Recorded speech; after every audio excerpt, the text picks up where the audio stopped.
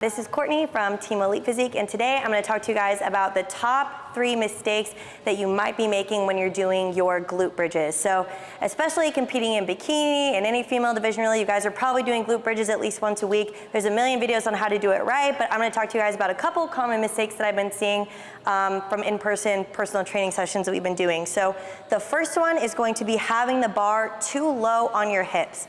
So when you're doing a glute bridge, you want the weight to be directly over your glutes, the muscle that you're trying to work. So what I'm seeing happen is you can lift more weight if the bar is low on your hips. So notice how it's kind of below my hip bone. So this is a really common mistake. So in order to fix this and put more tension on your glutes, you actually want the bar to sit above your pelvis but below your belly button. So proper form is gonna look like this.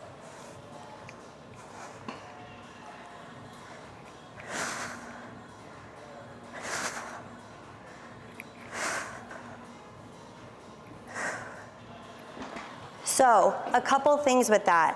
When you're doing a glute bridge and the bar is high enough on your hips, it's almost like you're scooping your glutes under and you're actually using your glutes to lift the weight, so you don't have to think as much about the hinging motion. It's you squeezing your glutes is what's gonna drive that weight up.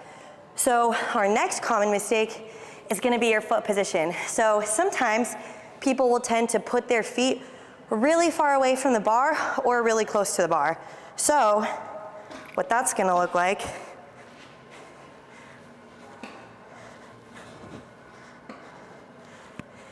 is this, or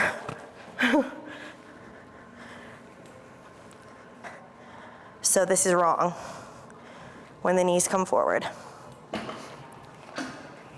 So notice how my feet were either really far forward, which is gonna allow it's not gonna allow your hips to hinge as much and get as good of a stretch in your glutes. And if your feet are too close to your body, you're gonna start to feel it in your quads. So proper form with your feet is you want that knee to be directly over your heel. So basically a 90-degree angle.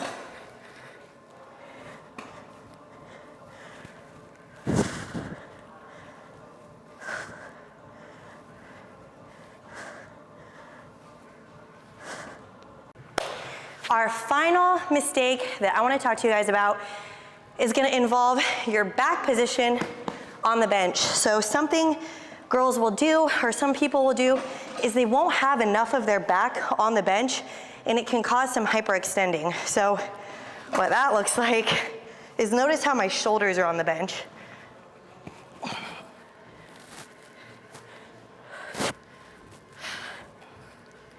Oh, so that requires a lot more from your back and from your core. So we're focused on progressive overloading the glutes. So what I want is more of my back to be on the bench so my low back isn't extending so much and having to stabilize.